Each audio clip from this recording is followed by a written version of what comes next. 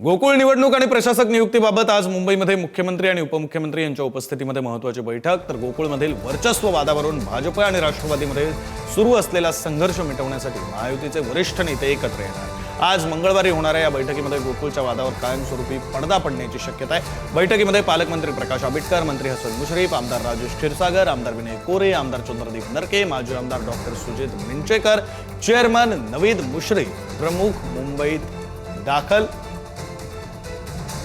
तर गोकुळमधील वर्चस्व वादावरून जिल्ह्यातील भाजप आणि राष्ट्रवादीमध्ये संघर्ष सुरू आहे। शिवसेनेच्या एका संचालकाने या संघर्षाची माहिती उपमुख्यमंत्री एकनाथ शिंदे यांना दिली आणि यानंतर शिंदे यांनी पालकमंत्री प्रकाश आंबेडकर यांच्याकडून याबाबत माहिती घेतली व हा वाद मिटवण्यासाठी पुढाकार घेतला। बैठकीमध्ये गोकुळ निवडणूक प्रक्रिया सुरू करणं, प्रशासक नियुक्तीबाबत महत्त्वपूर्ण चर्चा होणार आहे।